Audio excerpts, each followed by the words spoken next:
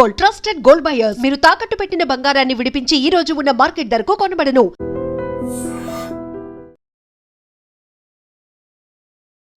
Hello views, welcome to iDream Media. మీకు SBI బ్యాంక్లో ఖాతా ఉందా? ఏముంది, ఎస్బీఐలో అకౌంట్ ఓపెన్ చేసాం, మన శాలరీ మంత్లీ ఫస్ట్కే పడిపోతుంది కదా, ఇంకంతకు మించి ఇంకేముంది భరోసా అనుకుంటున్నారా? ఆగండి, ఒక్కసారి ఈ లాజిక్ చిన్నది ఆలోచించండి.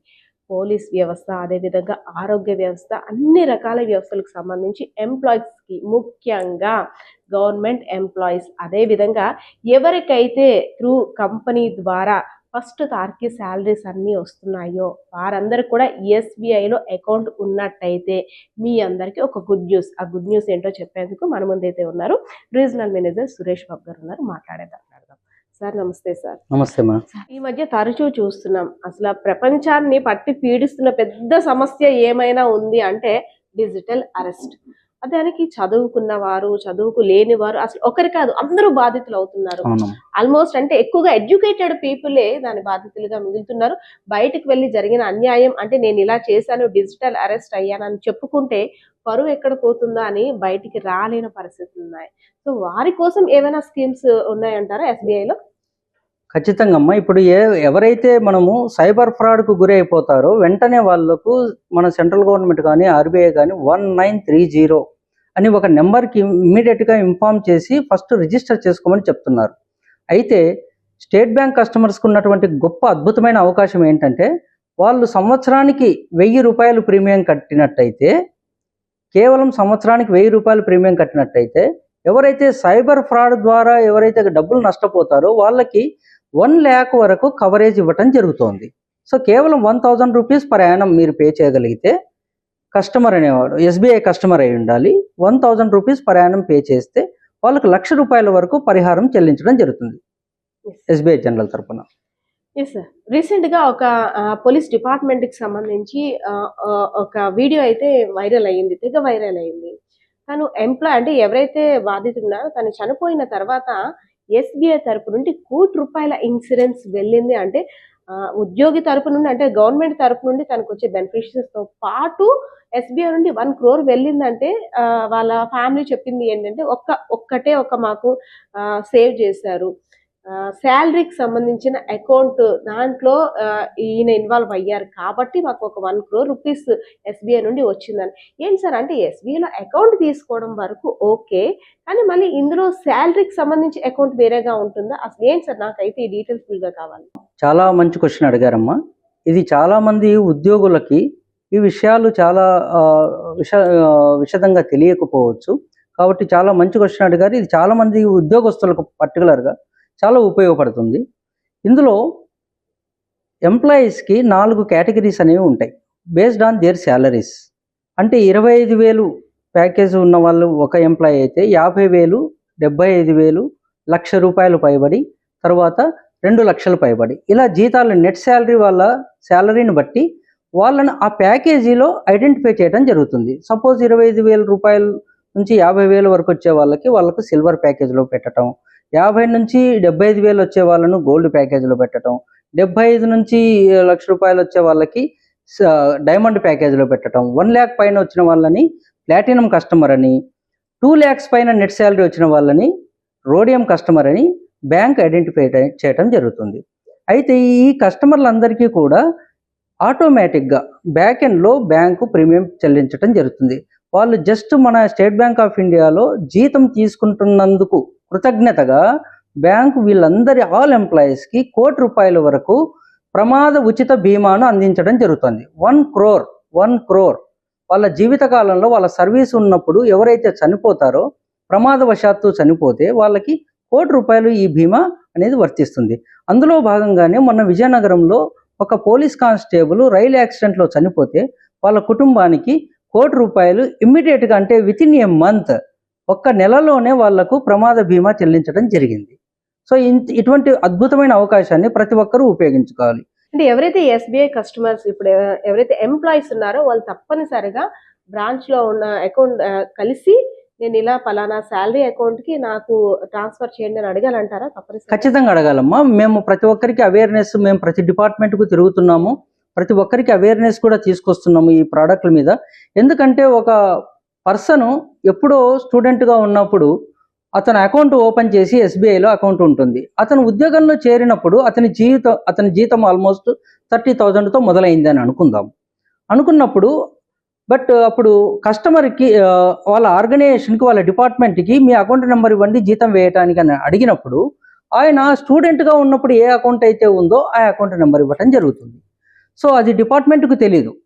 ఈ స్టేట్ బ్యాంక్లో ఇలా ప్యాకేజీలు ఉంటాయి. State government salary package account, railway salary package account, police salary package account, railway salary package account and central government salary package accounts ఉంటాయన్న విషయాలు ఆ డిపార్ట్మెంట్ వాళ్ళకు తెలియకపోయి ఉండొచ్చు. బట్ వీళ్ళు ఈ అకౌంట్ నెంబర్ ఇవ్వటం వల్ల అలాగే నెల నెల జీతం పడుతూ ఉంటుంది. బట్ వీళ్ళకి తెలియదు నాది శాలరీ ప్యాకేజ్లో ఉందా లేదా అనేది. ఇది ప్రతి ఒక్క ఉద్యోగి కూడా తన యొక్క శాలరీ ప్యాకేజ్ అకౌంట్లో ఉందా లేదా అన్న విషయాన్ని ప్రతి ఒక్కరు గమనించుకోవాలి. లేకపోతే వాళ్ళు వెంటనే మన బ్యాంకుకు వెళ్ళి వాళ్ళ సంబంధిత బ్యాంకు వెళ్ళి దాన్ని సంప్రదించి వాళ్ళని ఆ శాలరీ ప్యాకేజ్ అకౌంట్లోకి నార్మల్ అకౌంట్ను శాలరీ ప్యాకేజ్ అకౌంట్లోకి మార్చుకోవడానికి ప్రయత్నం చేయండి. లేకపోతే ఈ 1 crore అని చెప్పేటువంటి ఏదైతే ఉచిత ప్రమాద బీమా వాళ్ళకు వర్తించదు ఏదైనా విపత్తు జరిగినప్పుడు. ఉచిత ప్రమాద బీమా అని మీరు అంత పర్టికులర్ గా చెప్పినప్పటికీ కూడా ఒక చిన్న క్వశ్చన్ రైజ్ అవుతుంది. ఎవరైతే వస్తారో శాలరీ అకౌంట్ ట్రాన్స్ఫర్ చేయాలనుకుంటారో ఏమైనా మన శాలరీలో అమౌంట్ కట్ అవుతా? First question. ఇంకొక క్వశ్చన్ ఏంటంటే ఇది ఓన్లీ ఫర్ గవర్నమెంట్ ఎంప్లాయీస్కేనా, లేదు అంటే ప్రైవేట్ ఎంప్లాయీస్ కూడా ఇది వర్తిస్తుంది? మా దగ్గర శాలరీ ప్యాకేజ్ అకౌంట్ ఉన్నటువంటి కొన్ని సంస్థలను మేము గుర్తించడం జరిగిందమ్మా. Corporate salary package, for example corporate salary package అంటే ప్రైవేట్ ఉద్యోగస్తులు కూడా, for example Divi's laboratories, Reddy's labs, Heritage, తర్వాత మన gold shops, even South India shopping mall, ఇలాంటి చెన్నై షాపింగ్ మాల్, ఇలాంటి వాళ్ళను కూడా లలితా జ్యువెలర్స్, ఇలాంటి వాళ్ళను కూడా ఇందులో కూడా పనిచేస్తున్నటువంటి ఉద్యోగస్తులు అందరూ కూడా శాలరీ అకౌంట్స్ మా దగ్గర ఉంటే వాళ్ళను కార్పొరేట్ శాలరీ ప్యాకేజ్ కింద మేము గుర్తించి వాళ్ళకి కూడా అయితే ఇంత అమౌంట్ రాకపోతే వాళ్ళ శాలరీని బేస్ చేసుకొని based on their category, that is సిల్వర్లో ఉన్నారా, గోల్డ్లో ఉన్నారా, డైమండ్లో ఉన్నారా, platinum, based on their net salary ఈ ఇన్సూరెన్స్ అనేది అప్లికబుల్ చేయడం జరుగుతుంది. బట్ గవర్నమెంట్ ఎంప్లాయీస్కి అందరికీ కూడా ఇర్రెస్పెక్టివ్ ఆఫ్ దేర్ శాలరీ అందరికీ కూడా ₹1,00,00,000 మనము ఉచిత ప్రమాద బీమా ఇవ్వడం జరుగుతుంది. మీరు అడిగినట్లుగా దీనికి ఎటువంటి ప్రీమియము ఉద్యోగస్తుల నుంచి రికవరీ చేసుకోరు. కంప్లీట్గా ఉచితంగా ఇది ఇవ్వటం జరుగుతుంది ప్రతి ఒక్క ఉద్యోగస్తులు. సార్ అసలు అంటే చెప్తుంటే మనకి తెలియంది చాలా ఉంది. మనం వచ్చి బ్యాంకుకి వచ్చి తెలుసుకోవాల్సింది కూడా చాలా ఉంది అన్నట్టు అర్థమవుతుంది. సో మీరు అనేటట్టు ఇయర్లీ 3,000 ఆర్ 1,000 అండ్ డైలీ ₹8 అనేసి అని మనం డిసైడ్ చేస్తాం. ఒక ప్లాన్కి ఇంత, ఒక స్కీమ్కి ఇంత అనేసి అని. సో కొంతమంది అంటే వారున్న పరిస్థితిని బట్టి వచ్చిన శాలరీ అంతా కూడా ఫ్యామిలీ కమిట్మెంట్స్లో ఉండిపోతుంటారు. ఒక రూపాయి కూడా మిగలదు. కానీ వారికి కూడా నేను కూడా ఏదైనా స్కీమ్లో ఇన్వాల్వ్ అయి ఉంటే బాగుంది కదా, రేపు పొద్దున్న నాకు ఏదైనా జరిగితే నా ఫ్యామిలీకి ఒక భరోసా ఉంటుంది కదా ఆలోచన ఉన్నా కానీ అది ఆచరణలో పెట్టుకోలేకపోతున్నారు. సో ₹100 అని మనం అంటాము, కానీ కొంతమందికి ఆ ₹100 అనేది కూడా పెద్ద భారం అని అనుకోవచ్చు. సో దానికన్నా తక్కువలో ఇంకేమైనా ప్రీమియమ్స్ ఉంటాయంటారా? ఉన్నాయమ్మా. అయితే ఇది స్టేట్ బ్యాంక్ తరఫున నేను చెప్పినటువంటి స్కీము. ఇది కాకుండా మన కేంద్ర ప్రభుత్వం వారు 2014లోనే ఒక 2 అద్భుతమైన స్కీములు కేవలం ఇన్సూరెన్స్ అంటే ప్రతి citizen of India should cover under some insurance scheme అన్న ఒక సదుద్దేశంతో ఎప్పుడో 2014లో మన ప్రధానమంత్రి గారు ఈ స్కీములను ఇంట్రడ్యూస్ చేయడం జరిగింది. దీంతో ఏంటంటే కేవలం సంవత్సరానికి ₹20 మాత్రం చెల్లించగలిగితే అది కూడా ఏదైనా బ్యాంకులో, ఏదైనా ప్రభుత్వ బ్యాంకు ఆర్ ప్రైవేట్ బ్యాంకులో కానీ అకౌంట్ ఉండాలి. దీనికి ప్రతి ఒక్కరూ కూడా ఇందులో భాగస్వాములు కావాలి. ₹20 కేవలం సంవత్సరానికి చెల్లించినట్లయితే వాళ్ళకు ₹2,00,000 ఇన్సూరెన్స్, ప్రమాదవశాత్తు చనిపోతే ₹2,00,000 ఇన్సూరెన్స్ కవరేజ్ అవుతుంది. దాని పేరే ప్రధానమంత్రి సురక్ష బీమా యోజన, PMSBY, ప్రధానమంత్రి సురక్ష బీమా యోజన కింద ₹20 ప్రీమియం సంవత్సరానికి పే చేసినట్టయితే వాళ్ళకి ఇన్సూరెన్స్ కవరేజ్ కవర్ అవుతుంది. ఇది కాకుండా అంటే కేవలం ప్రమాదవశాత్తు చనిపోతేనే మరి ప్రమాద బీమా అప్లికబుల్ అయితే మరి నార్మల్గా చనిపోతే ఎలా అన్న వాళ్ళకి కూడా ప్రధానమంత్రి జీవన్ జ్యోతి బీమా యోజన, PMJJBY, ప్రధానమంత్రి జీవన్ జ్యోతి బీమా యోజన అని వాళ్ళకు 436 రూపాయలు సంవత్సరానికి మీరు పే చేసినట్లయితే, ఆల్మోస్ట్ ₹10 రోజుకు మీరు పే చేసినట్లయితే, ఏ కారణం చేతైనా మీరు చనిపోయినా కూడా మీకు మీ కుటుంబానికి 2 లక్షల రూపాయలు ఇవ్వటం జరుగుతుంది. ఇందులో నేను బాధపడే విషయం, ఎప్పుడు నేను 10 మందికి చెప్తున్న విషయం ఏంటంటే, ఈ స్కీమ్ 2014లో కేంద్ర ప్రభుత్వం వారు ఇంట్రడ్యూస్ చేస్తే 2020లో కరోనా వచ్చింది. కరోనా టైంలో ఎన్నో కుటుంబాలు రోడ్డు మీద పడ్డాయి. ఎంతోమంది పిల్లలు ఇద్దరు తల్లిదండ్రులను కోల్పోయి రోడ్డు మీదకి వచ్చారు. సో ఇలాంటి వాళ్లకు భరోసా కల్పించేది ఇలాంటి స్కీములు. ఎంతో దురదృష్టితో కేంద్ర ప్రభుత్వం వారు ఈ స్కీమ్ ఇంట్రడ్యూస్ చేసిన 6 సంవత్సరాల తర్వాత కూడా మనము ఈ స్కీములన్నింటినీ అందిపుచ్చుకోలేకపోతే, స్టేట్ బ్యాంక్ ఆఫ్ ఇండియా వారు చాలా ఈ ఫైనాన్షియల్ లిటరసీ ప్రోగ్రామ్స్, FLCs అని మాకు ఉంటారు.